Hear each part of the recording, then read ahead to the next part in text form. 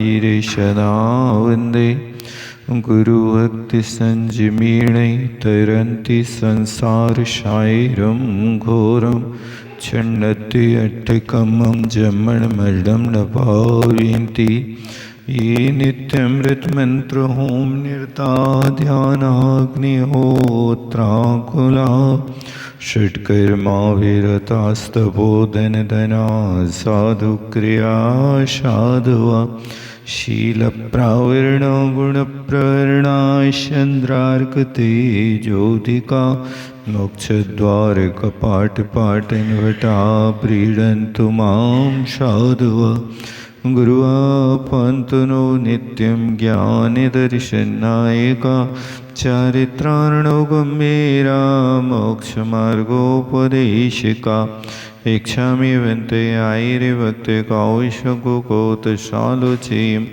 समृणान् समदर्शन समिचयुत्ताणं पञ्चव्याचारणं ऐराणं मयरादिशृणवदीषणं वच्छयाणं तिर्याणगुणपालडरयाणं शविशाहूढं स्वयणे च कालम् अंचेमि पूजेमि वन्दामि डोंशामि दुःखकोकमको वोइलावैशुगैगमनं समाहि मरणं जिनगुणसम्पत्ति होमज्जम् ईशुरासुरमरणसिन्धवन्दनं दोदघायिकं ममलं पडमामि विद्यमानं तित्तं धम्मस्य कर्तारम्।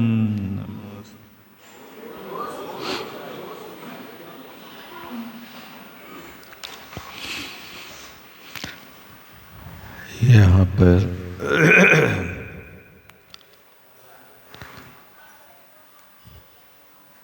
प्रवचन सार में 10वें नंबर की गाथा में आचार्य महाराज ने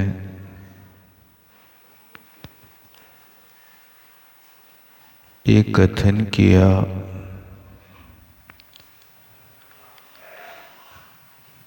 कि अर्थ के बिना परिणाम नहीं होता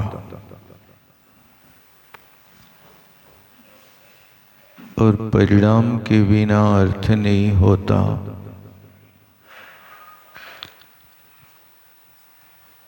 क्योंकि परिणाम द्रव्य का आलंबन करती है।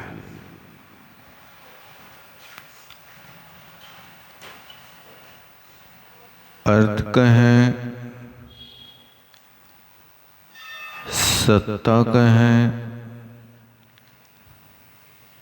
या द्रव्य कहें,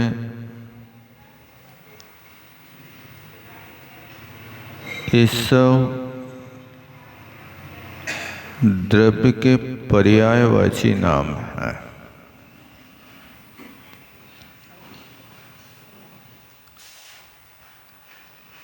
उस द्रव्य के स्वरूप को समझे बिना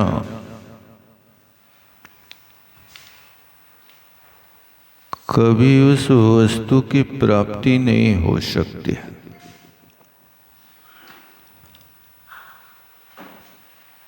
जीव द्रव्य है,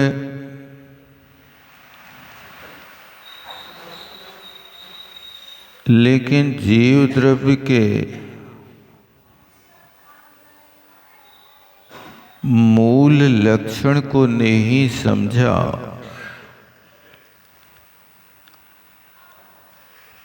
तो आगे के द्रव्यों का, तत्वों का सही ज्ञान नहीं होगा।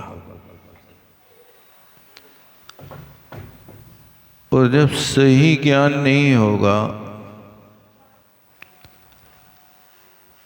तो सही श्रद्धान भी नहीं होगा। और जब श्रद्धान नहीं होगा तो फिर आचरण भी नहीं होगा।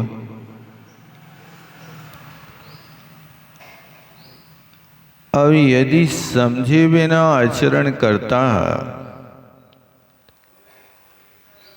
वस्तु स्वरूप को जाने बिना यदि श्रद्धान और आचरण करता है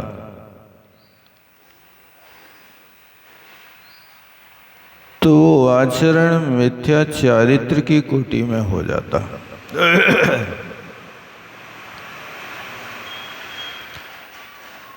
जैसे कि कहा है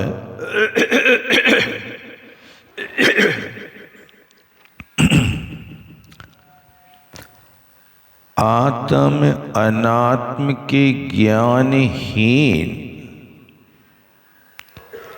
जे जे करनी तन करन छेन।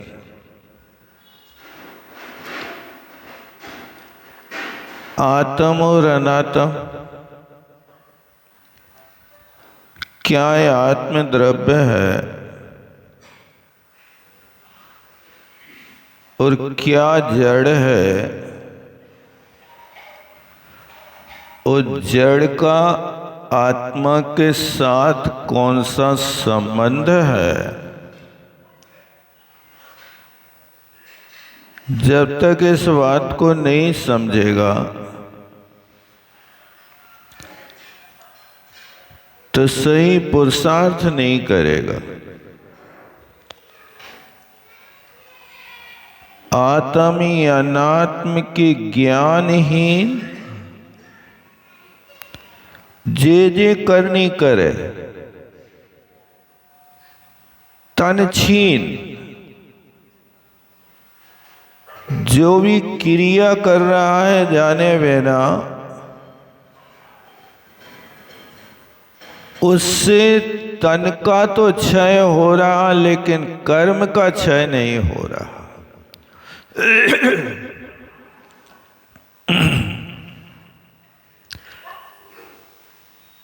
नल के नीचे घड़ा तो रखा है,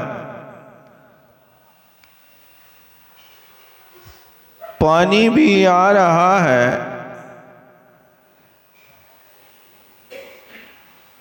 लेकिन उस घड़े में पानी आते बरसों हो गए, वो घड़ा आज तक भरा ही नहीं। क्यों नहीं भरा? क्योंकि घड़े के अंदर रहने वाले छेद को, घड़े के अंदर रहने वाली दरार को आपने कभी देखा ही नहीं। यहां से आप नल तो चालू कर रहे हैं लेकिन पात्र को तो योग्य उपयोग कर नहीं रहे। पानी तो है लेकिन उस पानी को जिस आधार पर rखना है वो आधार तो भग्न है, फूटा है। इसी तरह आत्मा के लिए जो मूल आधार ज्ञान है वो सही वस्तु का तो ज्ञान कर ही नहीं पा रहा है। उसके लिए कहा जे जे क्रियाकरण, जो भी क्रिया करता है शरीर तो क्षीण हो जाता है लेकिन कसाएं क्षीण नहीं होते, कर्म क्षीण नहीं होते।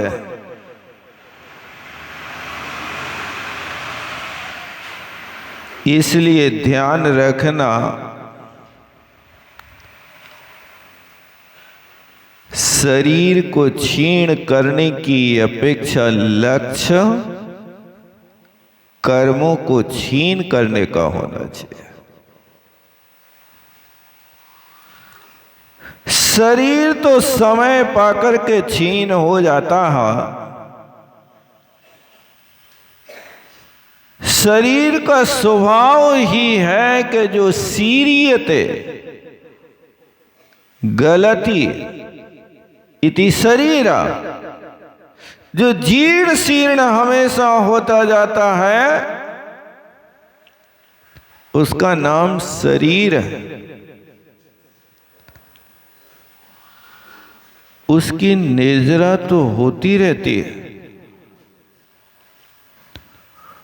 और शरीर का छूटना तो एक अपनी आयु कर्म समाप्त होते ही छूट जाता है। उसको छोड़ना नहीं पड़ता, लोग छोड़ना नहीं चाहते,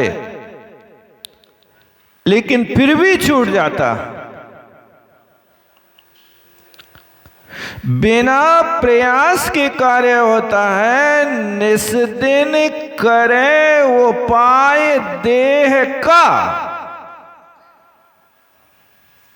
रोग दशा फैली, उस शरीर को पुष्ट करने के लिए, उस शरीर की रक्षा करने के लिए निस्दिन उपाय करे। ये तो पढ़ते कि नहीं पढ़ते आप लोग? निस्दिन कर रहे कि निसी क्षण कर रहे, बताओ? अरे दिन की बात तो तब है जब दिन में एक बार शरीर के विषय में उपाय करो, तब तो ये बात लागू होवे कि निस्दिन करे उपाय देगा। हर क्षण उसी की सेवा में लगे हैं, हर पल उसी का ध्यान है। देख लो आप, सुबह आंख खुलती है तो आप तन का श्रृंगार करते कि चेतन का श्रृंगार करते हैं? नहाना, धोना, कपड़े बदलना, कपड़े पहनना और शरीर में क्या क्या लगाना, सुबह से तेल फुलेल, कितना समय आप देते हो? और निस्दिन उसकी रक्षा का आप उपाय करते रहते हो, लेकिन उपाय करते करते भी उसका अपाय हो जाता, अभाव हो जाता है। कहने का मतलब है कि दृष्टि से ही बनाओ। अपनी आत्मा का मूल शत्रु कौन है उसको पकड़ो। दो प्रकार की दृष्टियां होती हैं, एक सिंह दृष्टि और एक श्वान दृष्टि। यदि आप कुत्ते को लाठी मारो तो लाठी को पकड़ता, और शेर को लाठी मारो तो लाठी मारने वाले को पकड़ता। दोनों में अंतर समझे? दोनों पकड़ तो रहे हैं, लेकिन सही पकड़ किसकी है बताओ आप? कुत्ता लाठी को पकड़ रहा है, उसको ये विवेक नहीं है कि हमारी पिटाई लाठी से हो रही है कि लाठी को पकड़ने वाले हमारे ऊपर लाठी पटक रहे हैं। वो लाठी को पकड़ता है और अपने दांतों को स्वयं तोड़ लेता है, लेकिन शेर को लाठी मारोगे तो लाठी को कभी नहीं पकड़ेगा। वो उस वस्तु को पकड़ेगा कि लाठी का आधार क्या है। और वो लाठी को मारने वाले को पकड़ता है, क्योंकि वो समझ रहा है कि मेरा सच्चा दुश्मन तो ये व्यक्ति है, लाठी का दोष नहीं है। इसलिए शेर उस व्यक्ति को पकड़ता है जो साधक होता है, वो भी सिंह दृष्टि वाला होता है। वो मूल जड़ को पकड़ता है कि हमारे दुख का कारण शरीर है कि कर्म है। कर्म भी है, नो कर्म भी है, लेकिन मूल संसार परिभ्रमण का कारण तो कर्म बनता है। नो कर्म तो बिना प्रयास के आते ही रहता है, हमेशा आता है। एक समय, 2 समय या 3 समय को छोड़ करके ऐसा कोई भी समय नहीं होता कि जिस समय नो कर्म बरगड़ाएं ना आती हो, नो कर्म बरगड़ाओं के माध्यम से 6 पर्याप्तियों की पूर्णता ना होती हो। लेकिन कर्म वर्गणा ऐसी है कि वो नो कर्म वर्गणा के अभाव में भी प्रतिपल आता रहता। 7 कर्मों का बंध तो प्रत्येक प्राणी को प्रतिपल हो रहा। तो यहां इस बात को देखना कि मूल में सत्ता पकड़ो, और वो सत्ता जो है मूल द्रव्य है, उस मूल द्रव्य के साथ में आगे परिणमन होता है, तो वो परिणमन चल करके पर्याय के रूप में होता है, और गुण उसके साथ हमेशा रहते हैं।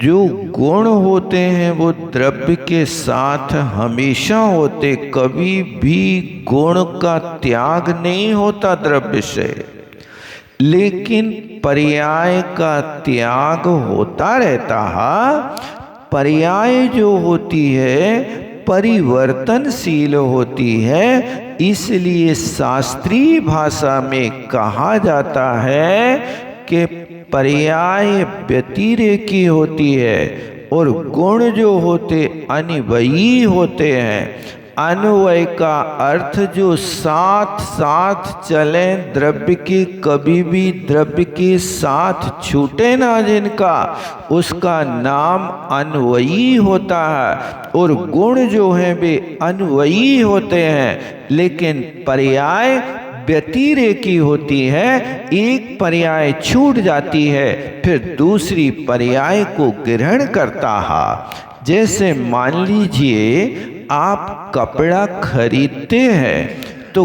कपड़ा के साथ में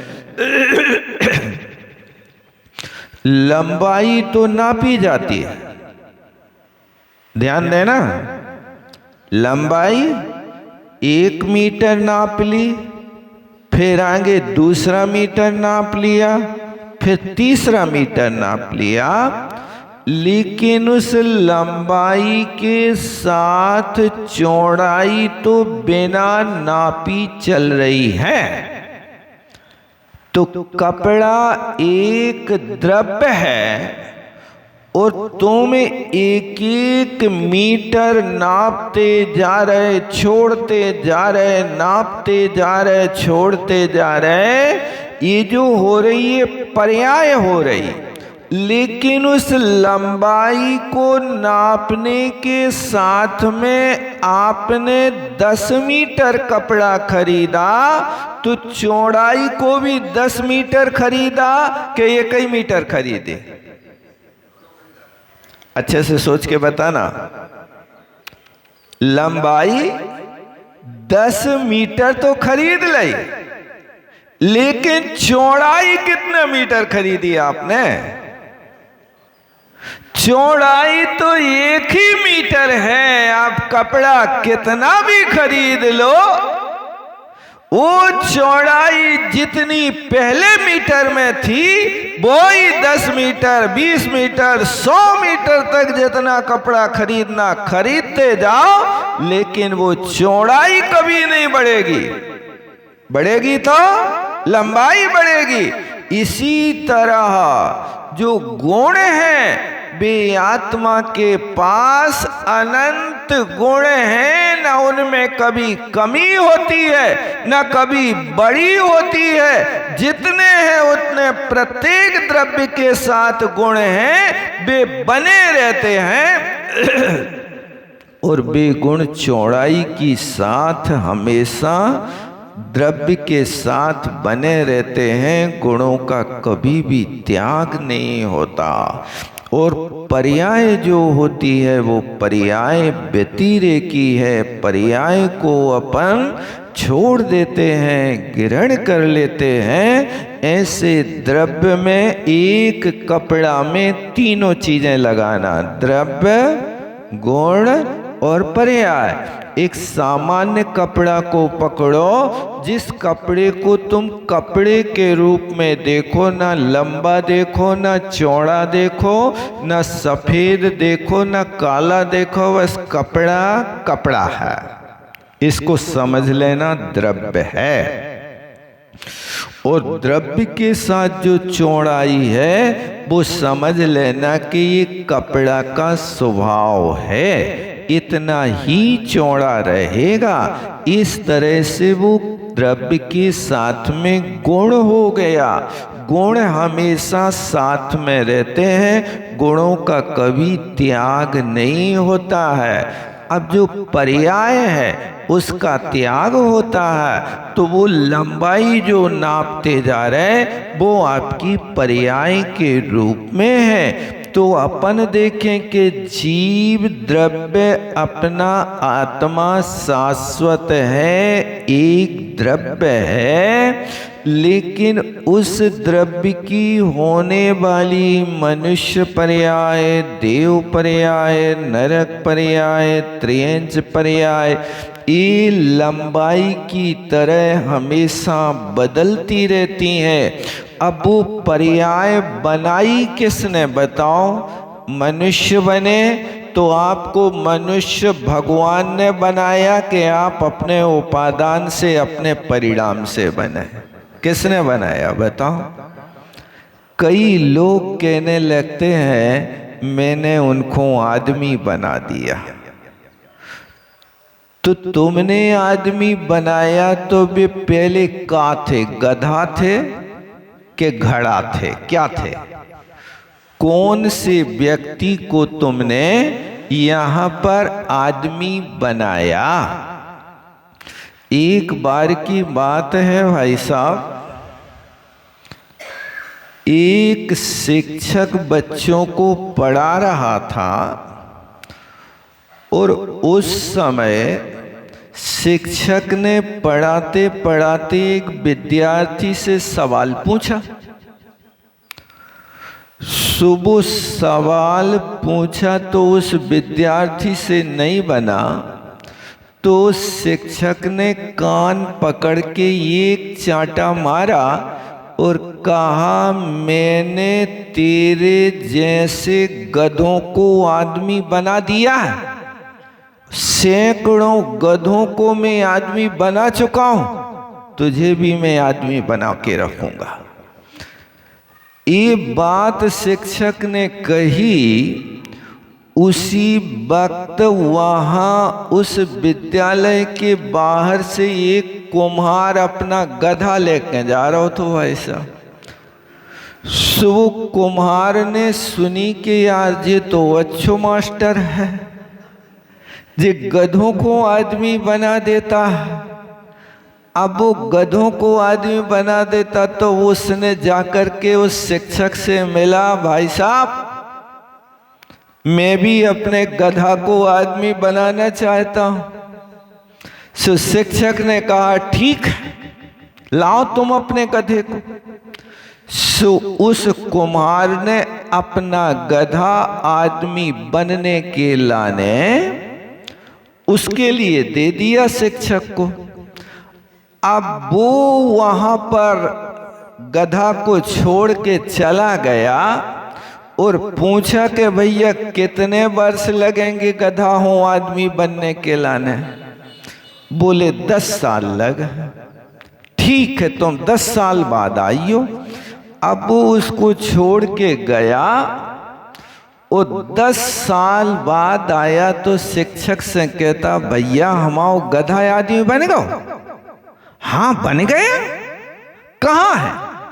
अरे तुम्हारा शिक्षक तो, तुम्हारा गधा तो कलेक्टर बन गया है। जाओ, तुम कलेक्ट्रेट में कुर्सी पे बैठा मिलेगा, तुम चले जाओ। बोले ठीक है।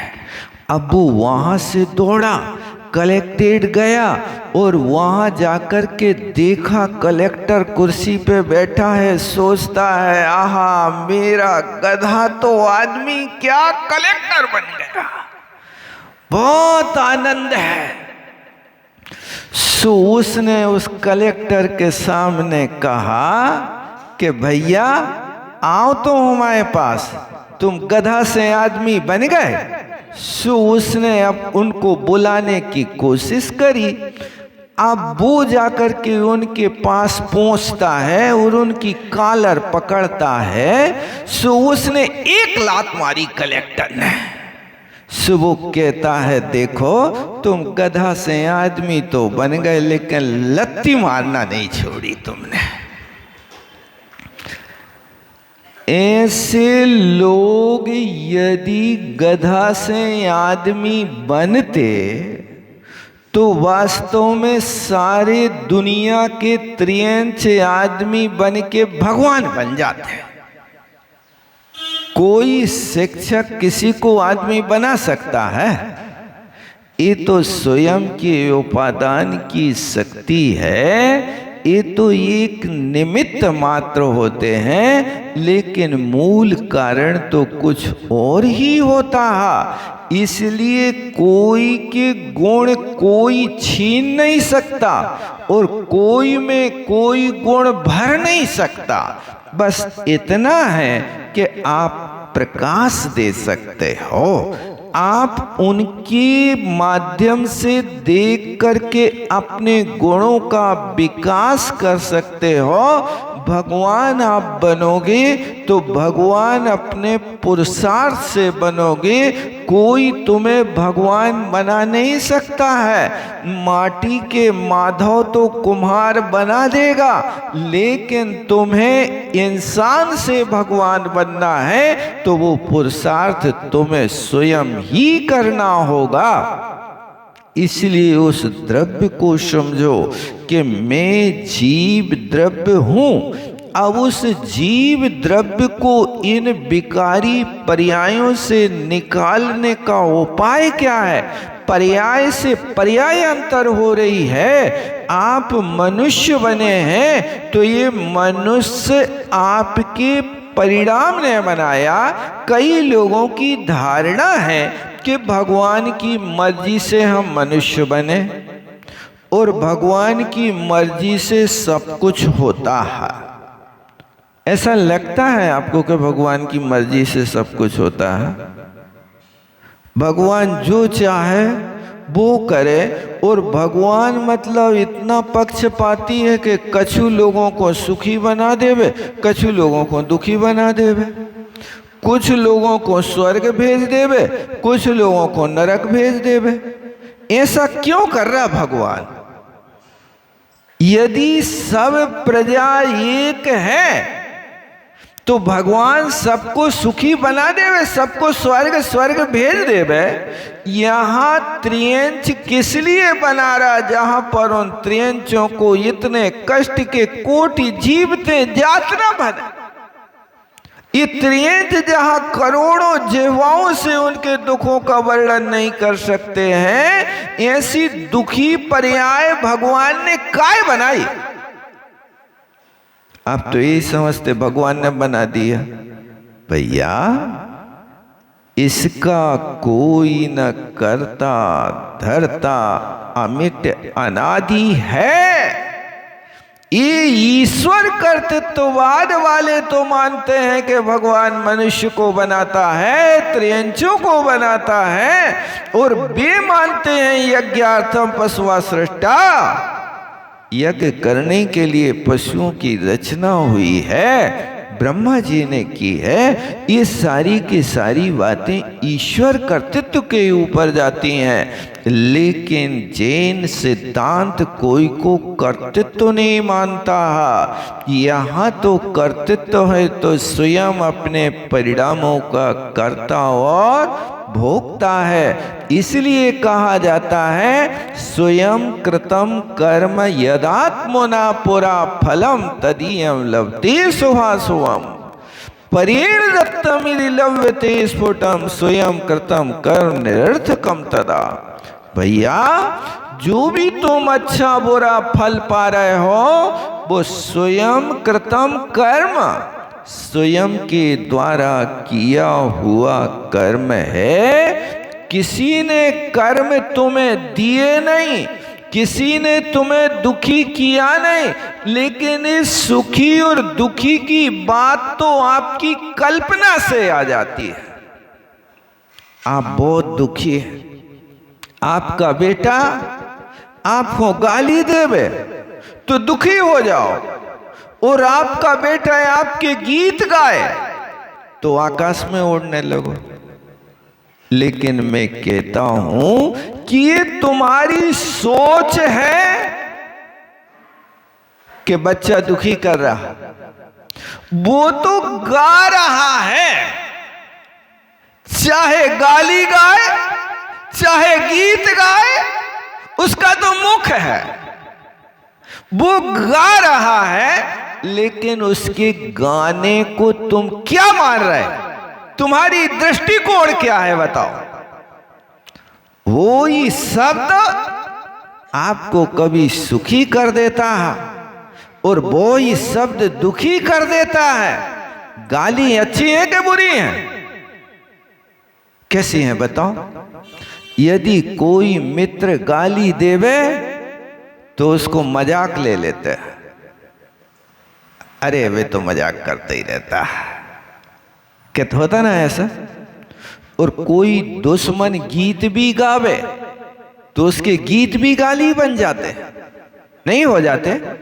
देखो आप, ये होता है। दो प्रकार की गाली होती है, एक ससुराल की और एक शत्रु की। ससुराल में भी गाली मिलती है, मिलती क्या नहीं मिलती?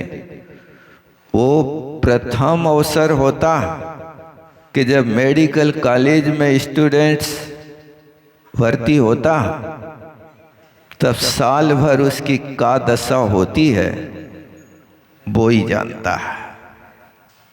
जानते कि नहीं जानते? बेचारे के लिए नई बहू की तरह घूंघट डाल करके रहना पड़ता है और सबकी लातें बातें सहन साल भर तक करना पड़ती हैं। बहुत मुश्किल है मेडिकल कॉलेज से निकलना। तो एक विद्यार्थी से पूछा कि भाई साहब तुम इतनी कठिन परीक्षा क्यों दे रहे? बोले इसलिए दे रहे कि मेडिकल लाइन एक ऐसी लाइन है, डॉक्टर की लाइन, कि यहाँ डॉक्टर बनने के बाद केस बिगड़ेगा तो लोग तुम्हारी पीठ पूजा करेंगे, तो वो पीठ पूजा कराने में तुम अभ्यस्त हो जाओ, इसलिए पहले प्रवेश करते ही तुम्हारी पिटाई चालू होती है। मैंने कहा ये अच्छा तरीका है यार, कि पहले परिपक्व कर देते हैं फिर तुम्हें इंजेक्शन लगाना सिखाते हैं।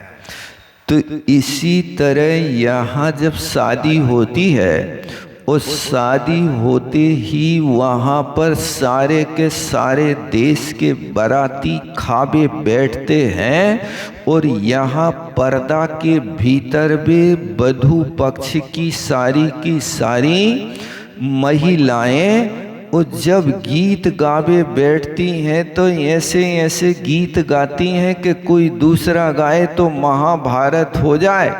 एक बार हमने सुना था, हम भी गए थे शादी में, और जैसे ही खाबे बैठे वैसे ही वहाँ से अंदर से चालू हो गए और एक साथ 50 महिलाएं गाने लगी कि जैसे कुत्ता की पूंछ वैसे समधी की मूंछ। और ऐसा वहां से गाना छूटा और लोग बढ़िया मालपुआ उड़ाने लगे। मैंने सोचा यार यहाँ तो थाली छोड़ के कोई नहीं जा रहा, सब खा रहे हैं और ऐसी गहरी गाली सुन रहे हैं। और इतने ही नहीं, और भी कहा कि जितने बराती आए वे भूखमराए आए, टंकी भर दार पी गए, डलिया भर पुणी खा गए। ये बातें सुन रहे हैं, खा रहे हैं, उसके बाद भी लड़की को विवाह करके ला रहे, छोड़ के नहीं आ रहे। मैंने सोचा इसका रहस्य क्या है। बाद में पता चला कि रहस्य ये है, बेटा ये मंगलाचरण है, बोहिनी है, ले जा। जिंदगी भर ऐसी गाली सुनने के लिए आज तुम्हारी रैंकिंग करी जा रही है, इसलिए सुनो अच्छे से। यदि तुम नहीं सुन पाए तो बिना ब्याहे आज ही भाग जाओ द्वारे से। ये रहस्य रहता पुराने लोगों का। ये परीक्षा ले रहे हैं तुम में कितनी ताकत है, तुम सुन पा रहे कि नहीं सुन पा रहे। ये बातें सुनने में परिपक्व हो गए तो गृहस्थी चला पाओ, अन्यथा बहुत मुश्किल है, बहुत मुश्किल है। इसलिए ये रिश्ते बनाते हैं तो ऐसे बनते हैं। रिश्तों को चलाना भी बहुत कठिन होता, सरल नहीं होता। लक्ष्य तो कुछ और होता है और कार्य कुछ और होता है। शादी के बाद जीजा कहते हैं साला, साला बहनोई से जीजा कहता ना। तो उससे पूछा एक बार साले से कि तुम जीजा क्यों बोलते भाई साहब? बोले तुम रहस्य समझते नहीं हो, ये बहुत गहरा रहस्य है। क्या रहस्य है? बोले बेटा दवाई तो मरने की दी है, इस दवाई खाको जीजा तो जीजा, दवाई तो मरने की दी है। इसलिए हम कहते हैं जीजा जीते रहो, ये दवाई खाके। ये होता है परिणाम। तो मैं ये कहना चाह रहा था कि वो शब्द का परिणाम तो है, लेकिन उस शब्द के परिणाम में आप उस शब्द का अर्थ क्या लगा रहे हो। जैसे वहाँ ससुराल में गाली को भी आप अमृत पान कर जाते हो, उसको खुशी मान के कर जाते हो। उस समय यदि ससुराल में गालियाँ ना गाई जाए तो विवाह सफल नहीं माना जाता है। लेकिन वो दृष्टिकोण बदला हुआ है। और यहाँ यदि जिस व्यक्ति से मनमुटाव है वो एक बार बोल दे क्यों, बस तुम्हारा माथा ठनक जाता है। ये शब्द के अर्थ को समझो कि ये शब्द पर्याय है कि द्रव्य है कि गुण है, क्या? वो शब्द यदि पर्याय है तो कौन से द्रव्य की पर्याय है? ये पुद्गल द्रव्य की पर्याय मानी जाती है। इस चीज को अच्छी तरह से समझना समय हो रहा। बोलो आचार्य गुरु विद्यासागर जी महाराज की। जावाणी के ज्ञान से सूझे लोकालोक, सोवाणी मस्तक धरूं सदा देत हूँ धोख। हे जिन वाणी भारती तो हे जपो दिन